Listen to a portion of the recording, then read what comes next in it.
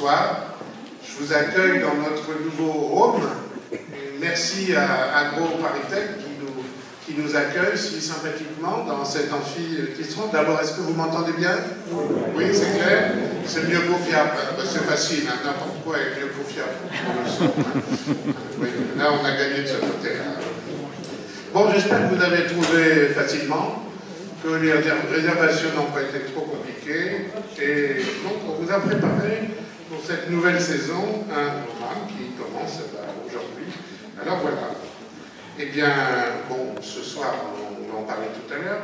La prochaine conférence mensuelle, vous savez que c'est toujours le deuxième mercredi du mois, mais évidemment, le deuxième mercredi du mois de novembre, il se passe un événement assez extraordinaire. On va se poser sur une comète et on va vous le montrer en direct. Donc, vous êtes tous invités, bien entendu. Donc, on a décalé d'une semaine la conférence mensuelle. Ça sera le 19 novembre. Et c'est notre ami François Forget, un sympathique jeune planétologue de l'Institut Pierre-Simon de Laplace, qui va nous parler eh bien, de celle qui n'est plus une planète, hein, c'est Pluton. Alors on ne parle pas souvent de Pluton, donc vous allez voir que pendant ce cycle, on va essayer de parler de choses dont on ne parle pas souvent. Donc là, on va parler de Pluton, des objets de Jupiter, pourquoi Pluton n'est plus une planète, et puis surtout de la mission New Horizon, lancée par les Américains il y a moult années, et qui devrait frôler Pluton et Charon en juillet 2015. Le 14 juillet, le principe. Je vous avais expliqué le truc, les Américains avaient visé le 4. Pas de chance, ils se sont plantés, ça sera le 14. Bon, c'est quand même une fête nationale. Bon, en décembre, c'est Thierry Lasserre, grand spécialiste des neutrinos, qui va nous parler justement du monde étrange des neutrinos. Et vous voyez, je vous disais aussi, on ne parle pas souvent de Vénus. Eh bien, c'est Pierre Brossard qui va nous parler de Vénus. Vous savez que Pierre Brossard est PI d'un des instruments de Vénus Express, et il va nous parler du monde de Vénus, la planète oubliée, et de la mission Vénus Express qui est en train de se terminer en ce moment. Vous savez qu'elle frôle l'atmosphère sulfureuse de Vénus et elle va mourir dans les mois qui viennent. En février, c'est François Bouchet, qu'on connaît bien, qu'on a déjà accueilli plusieurs fois à la SAF, qui va nous donner les derniers résultats de Planck, en espérant qu'il y ait des informations sur la polarisation, etc. etc. On ne sait pas trop, ça sera une surprise, hein, donc on verra. Et je continue, là on a rempli jusqu'au mois de juin, on a beaucoup de chance. En mars, alors ça c'est quelque chose qui me tient à cœur, c'est la machine d'Anticythère, que beaucoup de personnes ne connaissent pas. C'est un mystère archéologique, c'est un mystère astronomique. J'espère que Jean-Jacques Dupas, qui connaît bien cette machine, va essayer de résoudre quelques-uns de ces mystères. Donc ça sera le 11 mars. En avril, Pierre-Alain Duc, astrophysicien au CEA, va nous parler de galaxies et porter un nouveau regard sur les galaxies. Au mois de mai, c'est Gilles, notre ami Gilles Davidovitz, président de la commission de Planéto, et on va rendre hommage à un grand astronome amateur et professionnel et un grand ami de la SAF, il a aussi été président de la SAF, c'est Audouin Dollfus. Nous, on l'a reçu à Vega, à Plaisir. Plaisir, c'est près de Versailles, pour les Parisiens qui ne connaissent pas la région parisienne. On l'a reçu à Plaisir il y a quelques années, et c'était vraiment... Le théâtre était plein.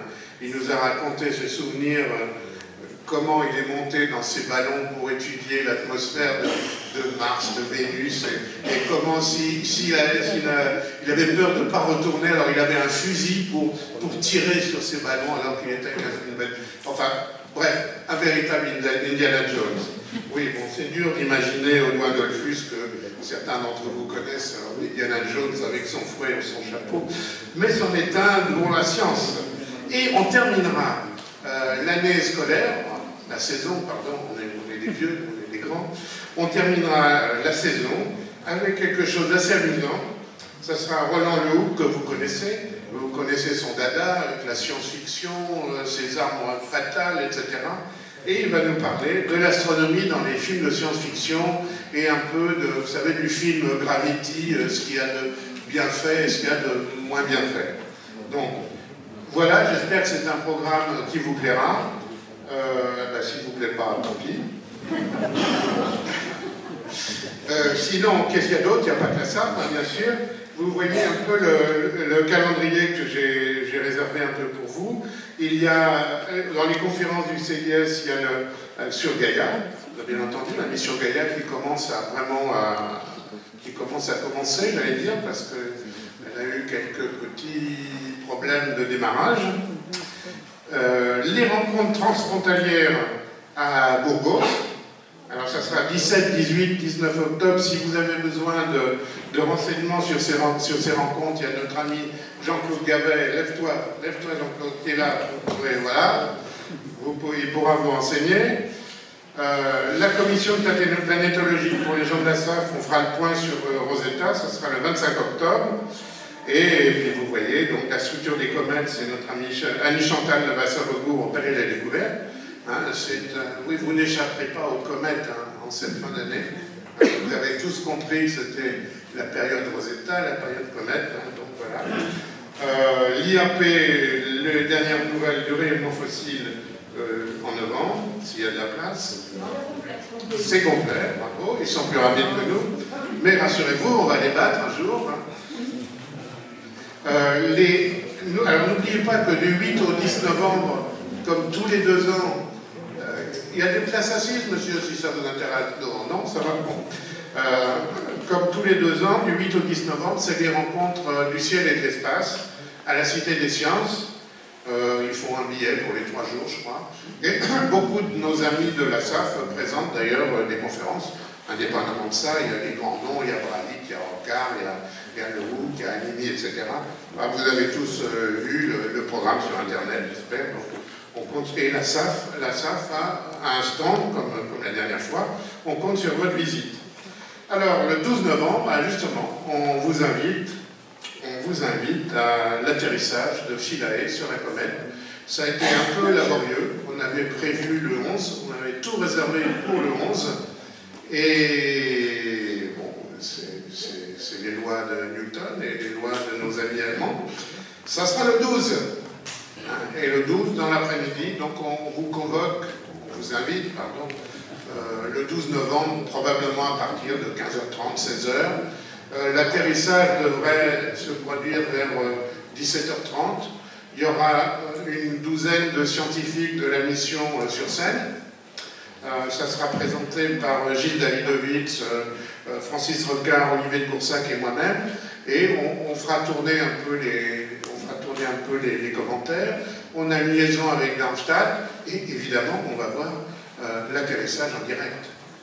Donc on a les images en direct et on va avoir surtout, 1 heure après l'atterrissage, on va voir le panorama, le premier panorama une fois posé sur la comète, dont je vais prononcer le mot pour la première et la dernière fois ce soir, Churyumov-Gerasimenko. C'est beau? Vous pouvez. Généralement, je le prononce bien quand j'ai bu 3 vodkas, mais voilà, maintenant je m'y suis tellement habitué, j'arrive à le faire sans vodka. Donc, je pense que ça va être un grand moment, et il faut quand même dire une chose, même si on la rate, même si on se crache, Rosetta, c'est un grand succès, quels que soient nos résultats de l'atterrissage de Philae, c'est un grand succès et on vous expliquera tout ça. Voilà. Alors, ensuite, qu'est-ce qu'il y a pour les gens de la SAF? Commission de Cosmo, le 15 novembre. Oui, on peut venir Jérôme Martin. Alors, Jérôme, c'est pas quelqu'un de ma famille, il y a 240 000 Martin en France. Il est astrophysicien à l'IAP et il va nous parler de la théorie de l'inflation. Voilà. Alors, l'événement de Rosetta, vous avez tous noté. Évidemment, l'entrée sera libre, gratuite et obligatoire. Donc, venez un peu avant, mais venez vraiment bien avant, parce que vous vous rappelez peut-être Titan, vous vous rappelez Phénix, il y avait 3000 personnes. Hein. Donc on a réservé aussi le grand écran d'accueil. Donc vous pourrez, pour ceux qui ne pourront pas rentrer dans l'auditorium, pourront voir tout ce qui se passe sur l'écran d'accueil. Et on sera retransmis en direct. Alors je ne sais pas si ce sera sur YouTube ou sur CNES.fr ou sur les deux, on le saura un peu. Voilà. Dernier point, on m'a demandé d'organiser encore un voyage pour la SAF, hein, après le CERN, après l'Angleterre. Bon, on voulait que je refasse encore le CERN, je m'excuse, j'ai déjà fait 2 fois, donc maintenant vous vous débrouillez tout seul, vous êtes grand. Cette fois-ci, je propose quelque chose de nouveau. Strasbourg et le sud de l'Allemagne, probablement donc vers la deuxième quinzaine d'avril 2015, et je vise max 250 €, un peu comme d'habitude, pour 5 jours, par personne, en chambre double, avec transport et petit déjeuner. Bon, déjeuner, dîner en dessus, là, je n'ai pas encore tout farfouillé pour les détails pécuniers, parce que je veux savoir d'abord s'il y a des gens qui sont intéressés. Il faudrait qu'on soit 30 ou 40. Alors je ne sais pas si déjà il y a des gens qui seraient peut-être intéressés. C'est un petit sondage pour voir lever les bras. Bon, il y aura peut-être, on atteindra peut-être le nombre. Donc ceux qui seraient intéressés sans s'engager, m'envoyer un petit mail que je puisse au moins déclencher certains devis, etc. Alors voilà le programme proposé. Bon, Strasbourg, le problème, ça sera en car. Hein. Vous savez pourquoi? En car, je suis sûr de perdre personne. Je compte à l'entrée et je compte à la sortie. Qu'est-ce qui vous fait rire? Bon. Donc, on ne peut pas faire Paris-Munich d'un coup au car, c'est interdit par la loi. Hein. Donc il faut faire un stop, à Strasbourg, il y a une cathédrale, et on peut voir, il y a Agnès Acker qui nous attendra pour nous montrer l'observatoire, par exemple. Le mardi, on pourrait visiter le musée du RIS, c'est-à-dire le musée des météorites. Ils parlent français en plus, ils sont très sympathiques. Et le point d'orgue, c'est surtout le Deutsches Museum à Munich. C'est un monument pour l'astronomie moderne et l'astronomie ancienne. Il y a énormément de vieux instruments. Il y a aussi toute une salle avec des canons solaires. Probablement un soir, on visiterait des brasseries munichoises. Et retour vers la France, vers Birkenau, c'est la ville où il y a 120 canons solaires dans les rues. Voilà, c'est près de Heidelberg. Voilà, et retour Paris. Bon, voilà à peu près ce que ça fait sur le carte. Voilà. Ah oui, dernier point. Je tenais absolument, en tant que président de la commission de cosmologie, à fêter le centenaire de la relativité générale de Tonton Albert. Donc ça sera en 2015. Et l'Observatoire de Paris et Universion, c'est-à-dire la Cité des Sciences et le Palais des Découvertes, et la SAF, on va fêter dignement cet événement au Palais de la Découverte vers septembre-octobre 2015. Alors ça ne sera pas 3 conférences et un symposium. On a eu une réunion il y a quelques jours. On a modifié cela. Ça sera 7 conférences. Il n'y aura pas de symposium. Hein. Donc 7 conférences, par exemple, 7 jeudis soirs, entre le 15 octobre et le fin novembre 2015. Donc tous les jeudis soirs à 19h au Palais des Découvertes. D'accord? Pourquoi au Palais des Découvertes? Parce qu'il se trouve en octobre, novembre, décembre, ils font une exposition spéciale sur la relativité générale. Donc on va coupler ça ensemble. Voilà. Ce sera gratuit, mais il faudra s'inscrire parce que la salle n'est pas grande. Elle fait 200 places. Peut-être qu'on peut avoir une salle attenante. Pour ceux qui connaissent les conférences du Palais des Découvertes, c'est peut-être bon. On verra. Alors ce soir, nous avons le plaisir de recevoir Roger Fermé, astrophysicien à l'IAP, membre de la SAF, conseiller scientifique de la SAF et grand spécialiste des exoplanètes, et dont il va nous parler ce soir. Et je lui cède la parole. Merci à tous.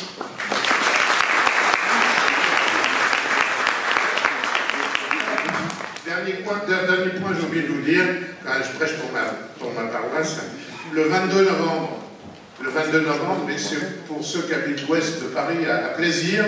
On fait venir Michel Spiro, qu'on avait rencontré au CERN plusieurs fois. Il nous donne une conférence à Plaisir le 22 novembre à 20h30 sur le LHC. Il y aura du monde aussi. Alors,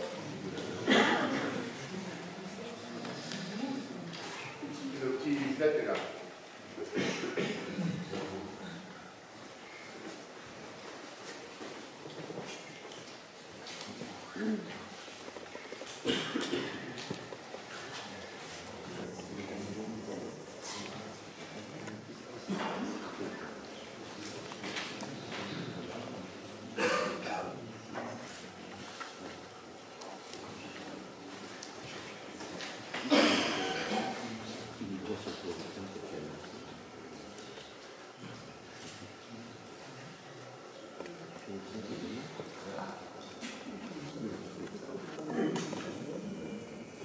De rester là pour être entendu, ou je vais pouvoir me balader.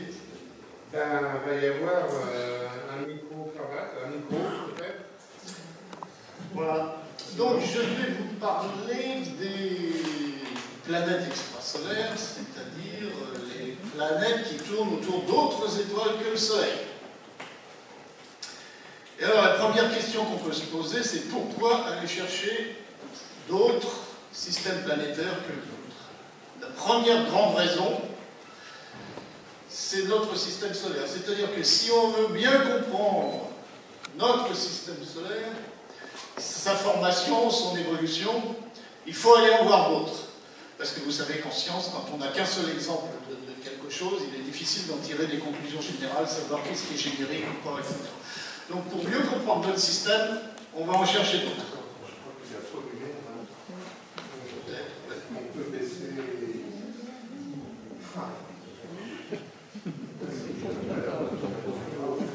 Oui, on va vous moquez pas.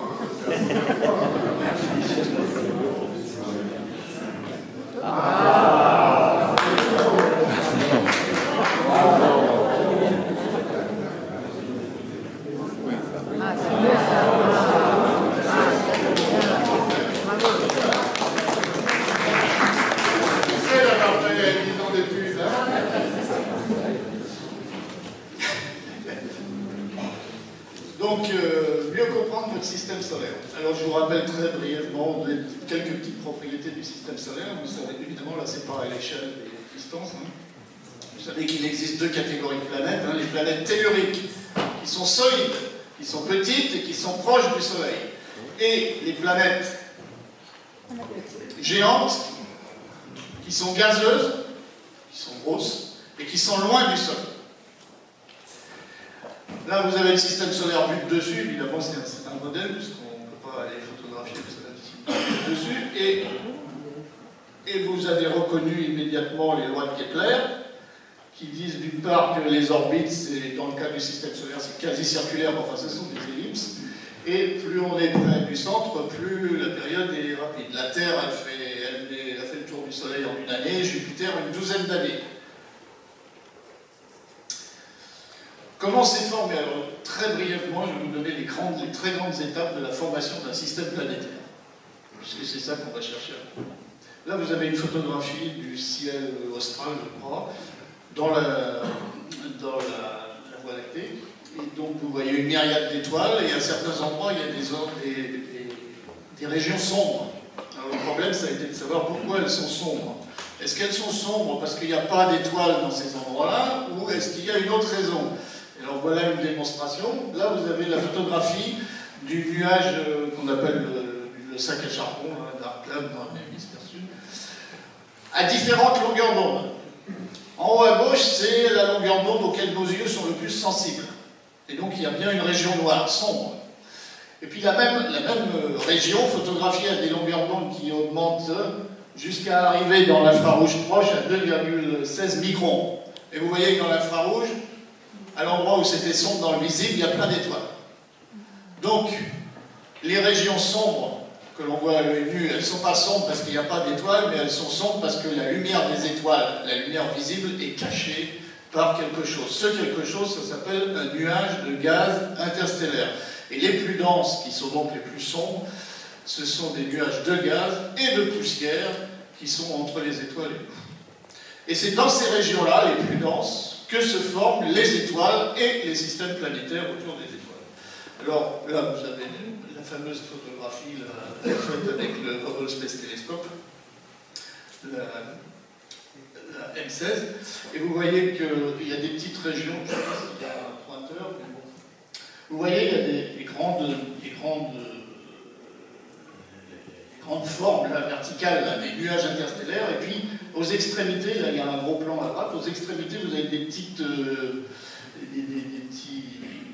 régions très denses, là, et c'est dans ces endroits-là que se forment les étoiles. Là, le fameux exemple, la tête de cheval, vous voyez la partie sombre, ben, c'est donc un nuage interstellaire rempli de gaz, de poussière et de molécules, et c'est là que se forment les étoiles. Alors les grandes étapes. On part d'un nuage immensément grand entre les étoiles, et sous l'effet de son propre poids, avec une perturbation extérieure, il va s'effondrer sur lui-même. En s'effondrant sur lui-même, au centre, la pression va augmenter. La densité va augmenter. Et comme quand on gonfle un vélo, la pression augmente, la température augmente. Et il continue à s'effondrer sur lui-même. Donc en s'effondrant, il tourne de plus en plus vite, parce que tout ça c'est pas immobile, il tourne de plus en plus vite, il prend la forme d'un disque, et au centre, la température continue à monter jusqu'à ce qu'elle atteigne à peu près 10 millions de degrés, et là, les réactions thermonucléaires s'allument, et donc l'étoile est née. Et autour, au centre, il y a donc l'étoile, et autour, il y a le disque où il y a encore plein de gaz et de poussière, et c'est dans ces disques-là que va se former les planètes. Donc pour former une étoile, vous partez de quelque chose d'extrêmement grand et vous le rapetissez, il s'effondre sur lui-même, alors que pour former des planètes dans le disque de poussière, vous partez de petites particules de poussière solides et vous les faites grossir. Donc dans le disque, tout ça, ça tourne, dans le disque il y a des collisions par un système de collision. Alors dans le détail, on ne sait pas tout, les grandes étapes c'est ça, les petites poussières se collent les unes aux autres et grossissent, font des petits cailloux, et puis ça fait des protoplanètes et éventuellement des planètes à la fin. Donc vous voyez les différentes étapes. Alors, je ne rentre pas dans les détails parce qu'il y a l'intérêt. Dans chaque étape, il se passe des tas de choses. Et formation d'un système planétaire, au centre des étoiles. Alors là, il y a une petite animation qui va résumer tout ça. Vous voyez, on part d'un gros nuage interstellaire, plein de gaz, de poussière solide et de molécules, et puis il s'effondre sur lui-même, donc il prend la forme d'un disque, et puis au centre, la température, la densité augmente jusqu'à ce qu'on atteigne 10 millions de degrés, et à ce moment-là, l'étoile est née, réaction thermonucléaire, elle fabrique de la lumière. Et puis tout autour, il y a le disque de poussière, et puis par agglomération des petites poussières, à certains endroits, ça s'agglomère, donc ça attire encore plus les autres poussières, et finalement, ça fabrique des planètes tout en balayant la poussière du disque. Et donc on termine avec un système planétaire. Donc ça, c'est les grandes étapes. La plupart des astrophysiciens sont d'accord avec ça. Mais dans le détail, il y a sûrement des tas de choses qu'on ne comprend pas bien encore. Alors pour résumer, vous voyez, en fonction de la masse, donc en fonction de la masse là, qui grossit vers la droite là-bas. Donc pour des masses inférieures à une dizaine de masses de la Terre, on a ce qu'on appelle les planètes telluriques, ou les super-terres, jusqu'à une dizaine de fois la masse de la Terre. Au-dessus, ce sont les planètes géantes. Donc le cœur d'une planète géante, ça a commencé par faire une planète de l'ordre de 10 masses solaires, mais à ce moment-là, 10 masses solaires, la gravité est suffisante pour attirer le gaz qui reste dans le disque, et donc fabriquer des grosses planètes gazeuses. Et puis quand la masse atteint 0,013 masses solaires, 0,013 fois la masse du Soleil, à ce moment-là, il y a déjà une réaction thermonucléaire qui s'engage, c'est le deutérium qui brûle, qui fusionne. Et donc, à ce moment-là, ce n'est plus vraiment une planète, mais ce n'est pas encore une étoile, c'est ce qu'on appelle une naine brune. Vous voyez le rayon proportionnel au tiers de la masse. Voilà. Ça, c'est la fusion du deutérium. Donc, une naine brune, c'est une étoile, entre guillemets, ratée, c'est-à-dire une étoile dont la masse n'est pas suffisante pour allumer des réactions de la fusion de l'hydrogène, mais suffisante pour déjà brûler le deutérium. Donc, elle fabrique déjà un petit peu d'énergie. Et puis, quand on arrive à 0,07 fois ou 0,08 fois la masse du Soleil, alors là, les réactions de fusion de l'hydrogène s'enclenchent, et donc là, on a vraiment une véritable étoile. Voilà, donc on va s'intéresser juste au côté planète. Là, c'est une image que vous avez sans doute déjà vue, c'est pas sur les exoplanètes, mais c'est j'ai reconnu Saturne. avec les anneaux, et en haut à gauche, il y a un endroit où il y a un tout petit point, et si on fait le zoom, on voit ça. Et vous savez ce que c'est? C'est la Terre. Et on devine la Lune à côté. Alors moi, je trouve ça extraordinaire. On est capable de faire une photo de la Terre, où on se trouve en ce moment, la Terre, vue depuis Saturne. Il y a une mission de l'ESA qui se balade autour de Saturne en ce moment. Donc c'est quand même extraordinaire. La deuxième grande raison pour laquelle on cherche des planètes extrasolaires, c'est évidemment la question de la pluralité des mondes. C'est-à-dire, en gros, répondre à la question, sommes-nous seuls dans l'univers? Avant de pouvoir répondre à cette question-là précisément, sommes-nous seuls s'il y a de la vie, il faut déjà trouver des endroits où il pourrait y avoir de la vie. Et la vie telle qu'on la connaît, on ne peut pas l'imaginer dans des étoiles, sur des étoiles. Donc, chercher des planètes extrasolaires. Alors, la pluralité des mondes, c'est une question très ancienne, compréhensible par tout le monde. Alors là, je résume très brièvement toute cette histoire. Vous voyez qu'à un certain moment, Platon, Aristote, il existe un seul monde habité. Mais ce n'était pas la vie de tout le monde, même à cette époque-là. Vous savez qu'Épicure, un peu avant, il est aussi absurde de concevoir un champ de blé avec une seule tige qu'un monde unique dans ce vaste univers. Donc, c'est pour vous montrer qu'entre philosophes, il y a eu des débats et des débats sans arrêt sur cette question de la pluralité des mondes. Et puis ça a continué, les théologiens s'en sont donnés à cœur joie. Alors je vous donne quelques citations, là, je ne vais pas les lire toutes. Cette unicité est incompatible avec l'existence de tout le monde habité, mais tout le monde n'était pas d'accord, même dans le monde musulman, eux ils pensaient qu'il y avait d'autres planètes habitées, etc., etc. Si Dieu est tout puissant, pourquoi n'aurait-il pas créé d'autres mondes habités? Et saint Thomas d'Aquin, il répond, vous voyez la réponse, donc il n'y avait qu'un seul monde. Il y a des grands débats, on arrive directement à Giordano Bruno, un théologien. En 1584, il écrit un livre, là, et c'est une petite citation. Il y a une infinité de soleils, une infinité de terres qui tournent autour de leur soleil. Comme les 7 planètes tournent autour de notre soleil, vous connaissez cette planète. Nous voyons seulement les soleils parce qu'ils sont plus gros et plus brillants, mais leur planète reste invisible parce que petite et peu brillante. Cette citation-là, elle est absolument extraordinaire. En 1584, M. Bruno, il avait parfaitement compris la situation. Ce n'était pas un scientifique, il n'avait aucun argument scientifique, c'était juste une intuition, mais une intuition absolument géniale. Et voilà comment il imaginait chaque étoile, autour de chaque étoile, il y avait un cortège planétaire, et éventuellement... Seulement dire cette chose-là, à cette époque-là, ça n'a pas plu à tout le monde, en particulier à l'Inquisition, et vous savez qu'il a terminé sa vie brûlé vif à Rome en 1600. Il n'y avait pas que cette raison-là, il a été brûlé pour plein d'autres raisons, mais en particulier ça. On passe directement au XVIIe siècle, Bernard Le Bourdier de Fontenelle, qui était doyen de l'Académie des sciences. Il a écrit un livre d'entretien sur la pluralité des mondes. C'est peut-être le premier livre de vulgarisation scientifique en français. Alors juste un exemple, il met en scène une marquise et un philosophe. Le philosophe, c'est lui, il raconte à